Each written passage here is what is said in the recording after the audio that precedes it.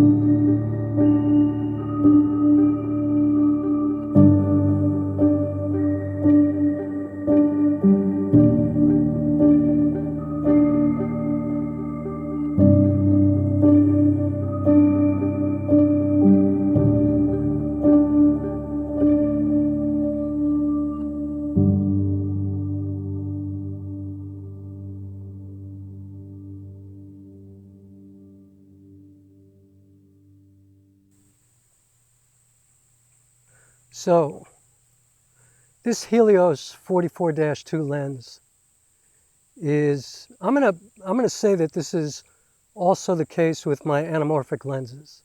I have the Siri 35mm f1.8. It's an APS-C lens, anamorphic, and I have a Siri 75mm f1.8, also anamorphic. And they're all L mount, so they go with my Panasonic S5. And I'm just saying, the reason this lens is so good is because you could put it on the Panasonic S5, you could put it on a Sony FX30 or an FX6, you could put it on Panasonic S9. You could actually adapt it to a Panasonic GH7 or a GH5. I mean, the thing about a Helios 44-2 lens is that it will make any camera better, in my opinion. I mean, it'll make every camera so much better. And I think part of it is obviously the image quality and the little quirks that it has, how it creates a weird kind of bokeh, that swirling bokeh that people say, which I don't even know what that means really, but it does look very unique, although it could also be like incredibly sharp. And so it's a really interesting lens. But I think the best part of this Helios lens is the thing that you can rotate that is right before the edge of the lens. The thing that most people don't even know what it does, It just kind of brightens up the image or makes it darker. But actually what it also does is it changes the aperture. So if you set the aperture to say f8 in your Helios, you can use this other thing to go anywhere from f2 to f8, which I don't know why they built it that way, but man, it's incredibly flexible and so great for video because it has no clicks. Like the regular aperture thing is clickable, it's got clicks. And this other knob, or whatever you want to call it. Before this video starts, I just wanted to straighten out a couple of things. First of all, The knob that I was talking about, that you're going to hear in a couple of minutes, is a dial. It's on the Helios 44-2 lens, and it's to control the aperture after you set your aperture. And it's an amazing addition to a lens. And somebody told me actually that the reason they did that was to help you to focus. Like you can add all kinds of light and then put it back to the aperture that you chose. And so I personally have been using that dial for so many, like it's excellent for video. Makes it so flexible and convenient. So that's what I was talking about. And it's not at the very edge, it's actually before the edge. You set the aperture with the dial that's a clicked dial just at the edge of the lens, and then just inside of that there's a dial that moves smoothly up and down. And so I explained it in the video, but I just wanted to tell you what that was about. The other thing I wanted to talk about was real quick. Right now I'm using Panasonic S5, the original, and I'm shooting with a Minolta 28mm f2.8 Rocore lens, actually called a Telesur lens. It's an old vintage lens, it's all manual, and I'm using it just to see if you could see a difference between the Helios and this lens. And I'm also just using a Bokeh shotgun mic right on top of the camera, which usually sounds great, but it is incredibly windy out here right now, and the sun has been going up and down, and I'm trying to control it. So this should be better. Let's just leave it here for the whole time. And excuse me if it goes up and down. But I'm using this lens right now just to, interject certain thoughts and ideas inside of the Helios review, and among other things, what exactly this video is smooth. And so you can just control how much of the background you want blurry. You can control the brightness if you're in, low light or something like that. Like there's so much flexibility with it, and all including the Helios unique quality of the way it looks. And I'm telling you, put it on any camera, it'll make your camera look better. I mean, I think it's amazing. And I feel that way about my anamorphic lenses as well. I mean, I love the vintage lenses that I have. I got these Minolta Rocore lenses, and I love the way they look, but they fall short of the Helios, I have to say. And the thing is, I got this Helios for 75 bucks. All right, seriously, how many videos have you watched that talk about the Helios 44-2 lens? Like, how many reviews have you watched? How many overviews? Like, how many times have you seen that title with that lens in the title and clicked on that video? And what are you doing about it? Like, why are you watching all these videos about the Helios? Do you own one? And it's, there are different types of Helios lenses. After doing all the research, I got the one that is preferred. And I can't think of it right now. But do your research and really look it up, because there are different types of Helios lenses. And so get the best one. And I think the biggest difference is just the build quality of it. But when I first got it, it was kind of weird. Like, I had to adjust my adapter because all the numbers wound up on the bottom. And so I thought there was something wrong with the lens. But then when I read about it, it said you might have to adjust your adapter. And I did that, and I spun it, and now all the numbers are on top, and the lens looks exactly the way it's supposed to look. Except that it looks the way it's supposed to look on the camera, but the way it looks, the way it makes your image quality look is remarkable. It's just beautiful. Like, how many videos are you going to watch? And why are you watching the videos? Like, for what? What's the purpose? And, no shade if you just enjoy watching videos about the Helios lens, but, it's not like you're watching videos about Mandela, or some kind of hero of the world. Like, you're watching a video about a lens. And it's all manual, which I prefer. And so it keeps you in the process of doing your filmmaking. Like, you're hands-on. You have to, like, actively choose what part of the frame you want to focus on. And so I love that. I'm just like, I don't miss autofocus. And I certainly see the advantages of autofocus, and I think autofocus is awesome and all that kind of stuff. I just don't use it. I don't use it. It doesn't mean anything to me. So, like, why are you obsessed about the Helios lens? You know, it's like this legendary kind of lens. Do you think it's going to make you a better filmmaker? Because it's not. But man, this lens, it will make the GH7 totally worth it. Or it'll make the S9 totally worth it. Or it'll make your A6700 totally worth it. The GH5, it will give it a new life. It'll be like a rebirth if you haven't already had it. Do you think it's going to make your image look better if you don't know what you're doing? Because it's not. I mean, you know, like, first of all, with regards to the S9 and the GH7, who really needs the S9 or the GH7? Like, really?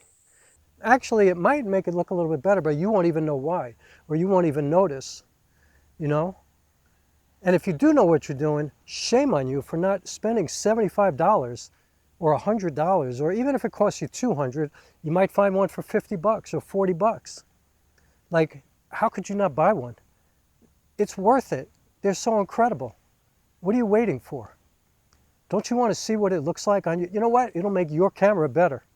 Whatever camera you have, like, then you don't have to think about cameras anymore. Oh my God. But then what's going to happen is, what are you going to do when you get it and you love it, and then there's nothing else to watch?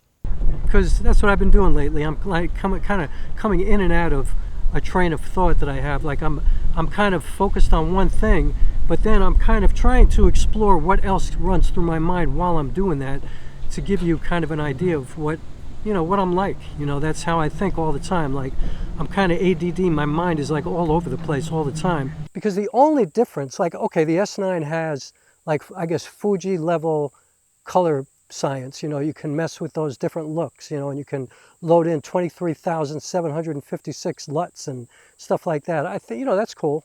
I'm just not a still photographer, so that doesn't matter to me. But who needs a 6K?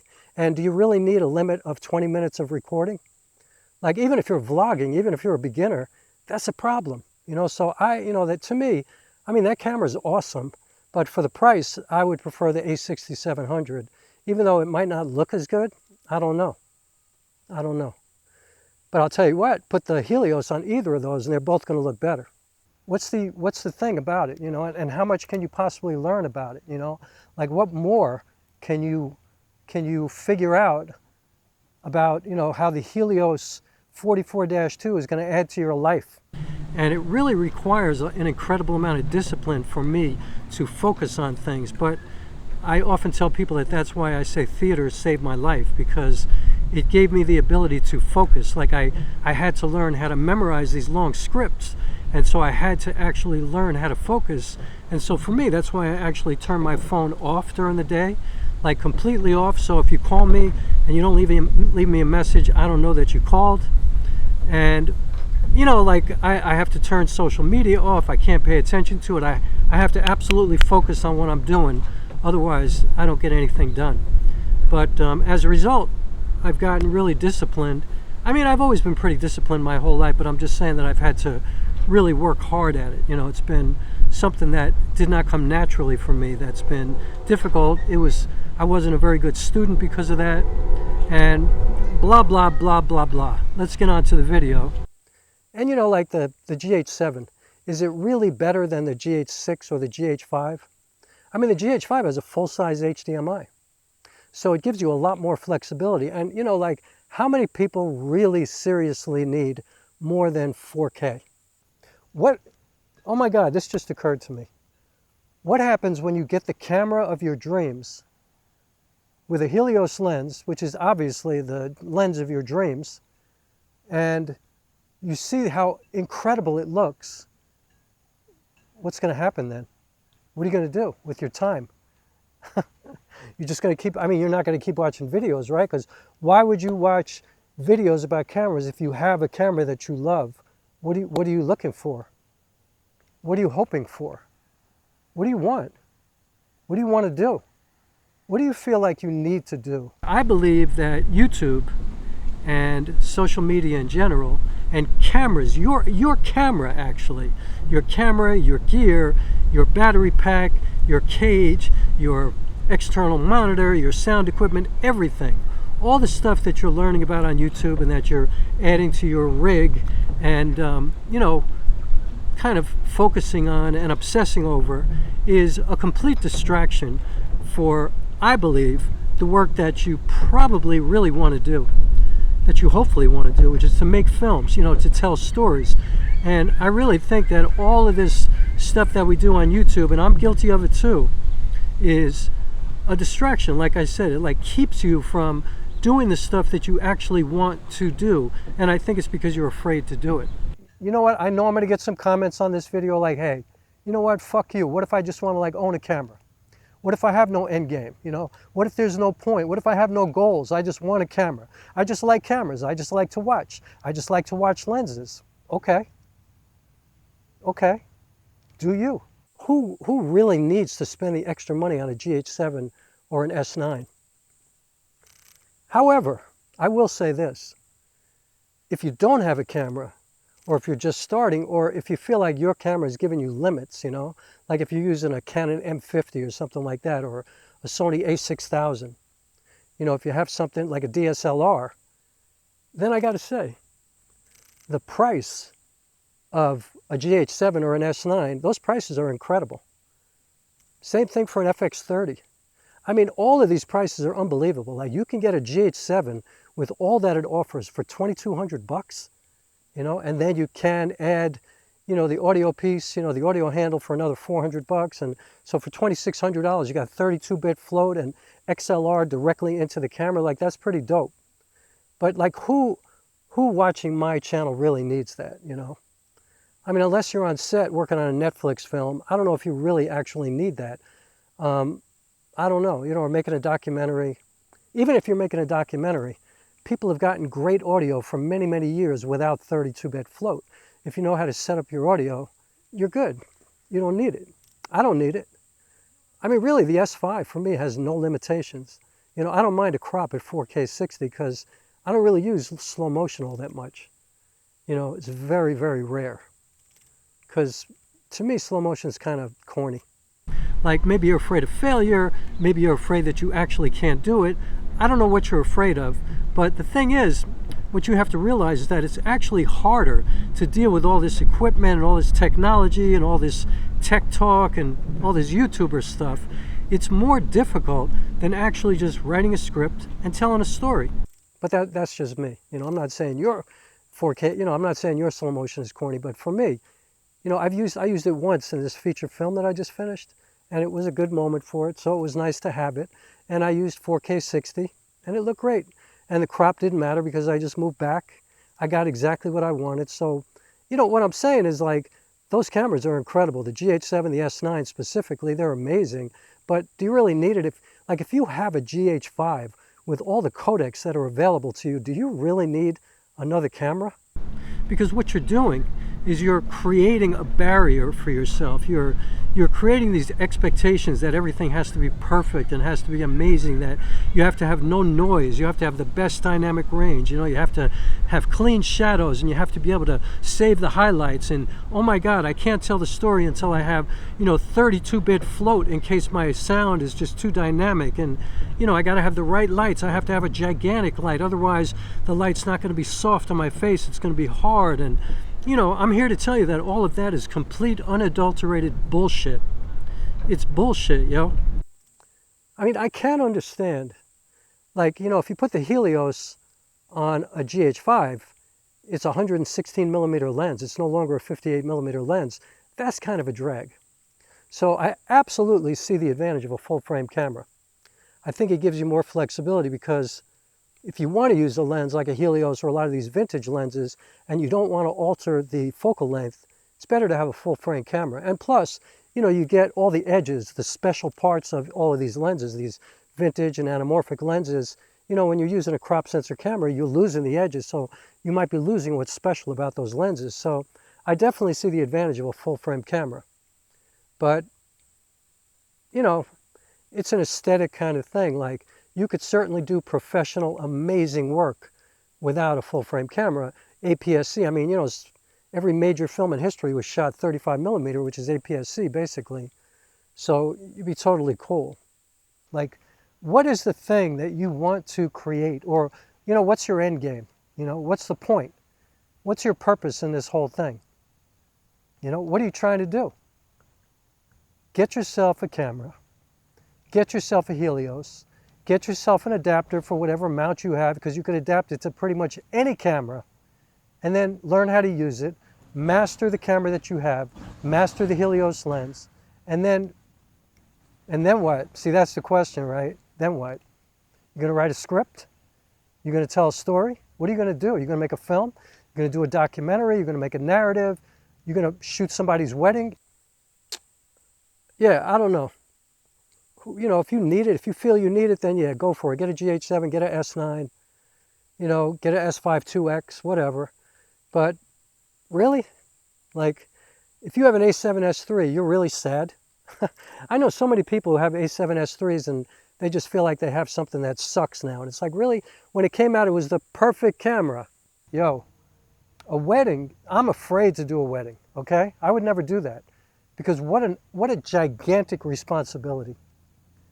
A Helios is going to be hard to use in a wedding if you're not really good at what you do, because it's manual focus.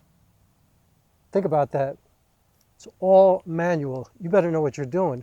And by the way, you accept money for a wedding, you are accepting money to document the most important moment in these people's lives.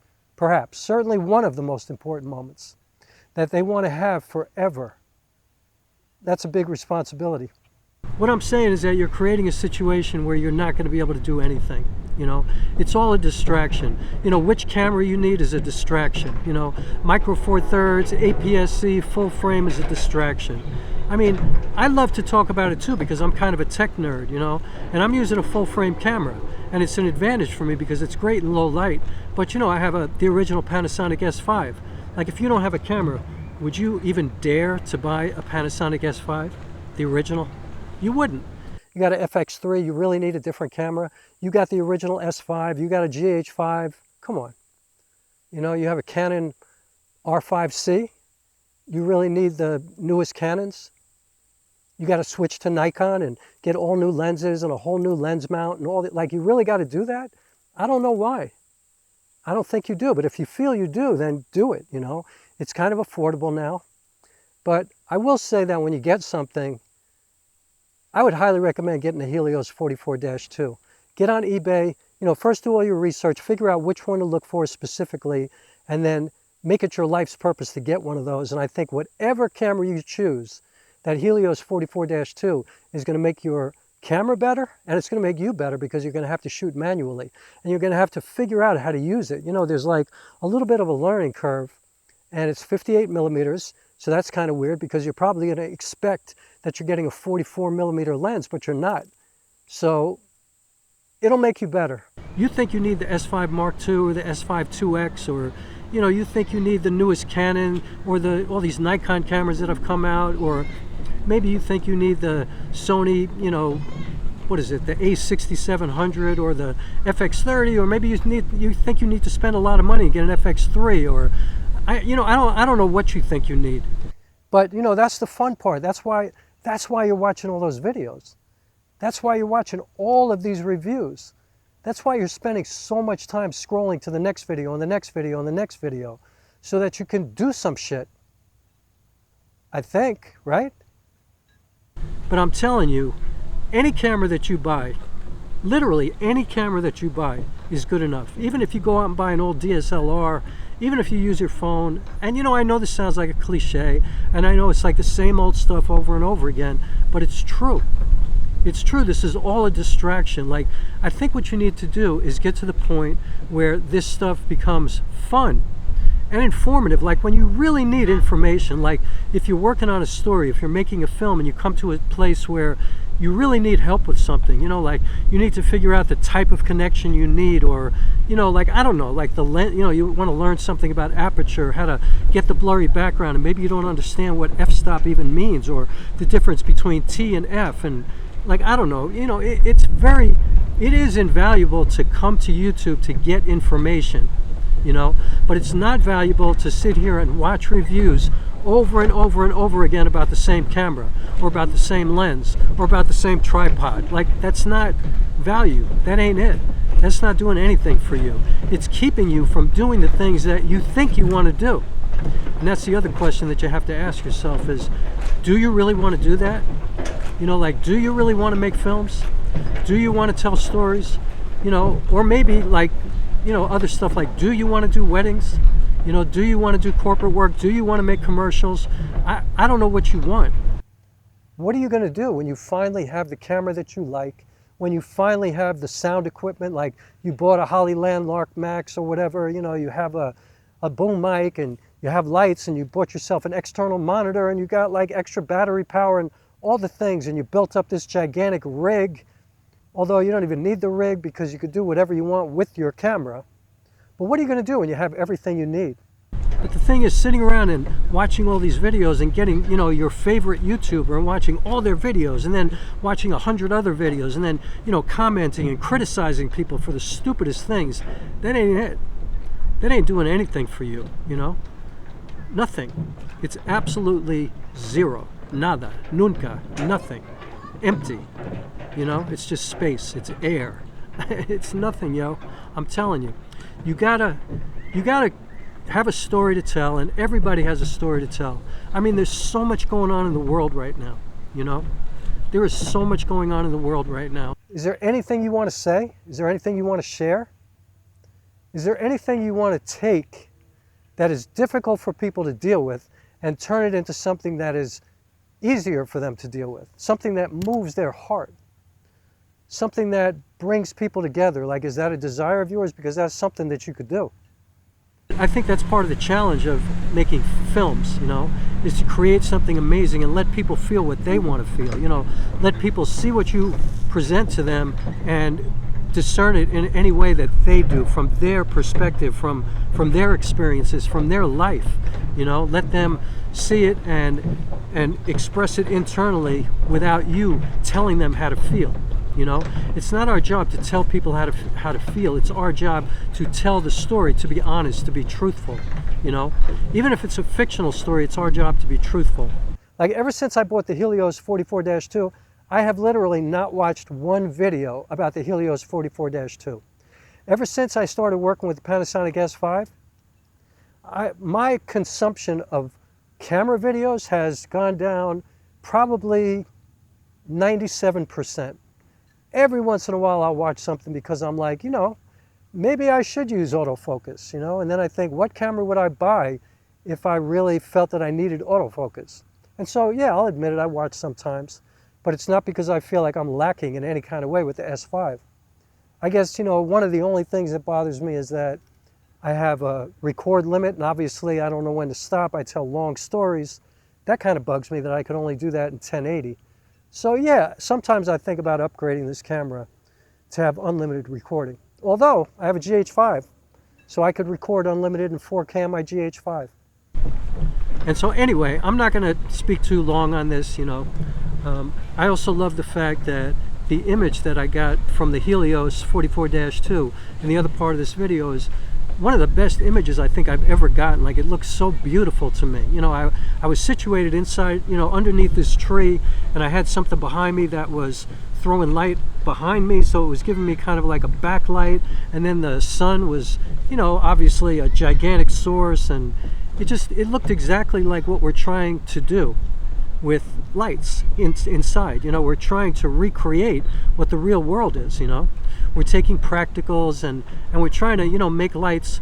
We're trying to not be all sourcey about it. You know, we're trying to make it look like it comes from somewhere, you know. And I think in the situation in this video, the other parts of this video, you see a situation like that, like, damn, I'm going to take that and try to recreate that inside on my own and see if I can do that, you know. Like, we're trying to always create an image where it makes sense where the light's coming from, you know. Like, you might think, oh, there must be a window over there, so there's light coming from this direction, you know. Or there are walls behind them, so it's going to be darker, and there are going to be shadows on this side, and the light's going to be bouncing off of the wall, perhaps, and coming at me in a, you know, in a different intensity. And the bonus is that it will look different than any lens you've ever used. It just looks different, you know. You might love it, you might hate it, I don't know. But it will look different, and in my opinion, I'll think, you'll look at it and you go, wow, that's what beautiful looks like. Yo, tell stories, you know, stop paralyzing yourself, stop being scared, stop stopping yourself, stop creating these mountains in front of you, and realize that you have everything that you need to actually do something. it'll open up your mind. It'll, you know, make you willing to learn, which is always good, because what is filmmaking? Filmmaking is about solving problems, right? Figuring it out. But I digress. What are you doing? You know, why are you here? What do you want to know about the Helios 44-2? You know what? Let's try something different. You tell me what you want to know about the Helios 44-2. Ready? Go ahead.